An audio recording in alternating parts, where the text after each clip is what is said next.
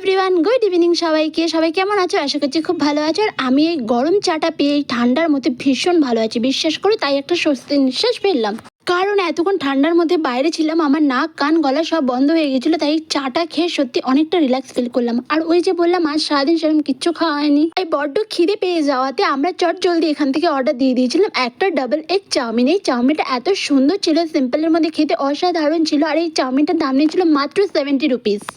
আর আমি সত্যিই ভাবতে পারিনি যে 70 রুপিসে এতটা কোয়ান্টিটি দেবে, যেটা আমাদের দুজনের কাছে অনেকটাই বেশি হয়ে গেছিলো। আর দেখো কতটা পরিমাণে ডিম দিয়েছে, আমি সেটাই আমার ফ্রেন্ডকে বলছিলাম। চলো তাহলে আগে খেয়ে নিই। যতই ভাবি না কেন যে না এসব খাবো না, এসব থেকে একটু এড়িয়ে যাব, কিন্তু কি করব বলো, ওই যে মন যে মানে না, দেখলেই মনে হয় এটা খাই ওটা খাই। আমি প্রচণ্ড পরিমাণে স্ট্রিট ফুড পছন্দ করি। তাই অপর দিকে বসে থাকা আমার ফ্রেন্ডকে বলছিলাম, দেখ দেখ আমি যদি এভাবে খেতে থাকি তাহলে কি আমি কখনো রোগা হব? ও আবার বলছিল, হ্যাঁ এই না বলছিলিস এতটা খেতে পারবি না, দেখ পুরো প্লেটটা ফাঁকা করে দিলি। মানে আমাকে সব জায়গায় ছোটো করা ছাড়া ওর কোনো কাজ নেই। চলো তাহলে টাটা।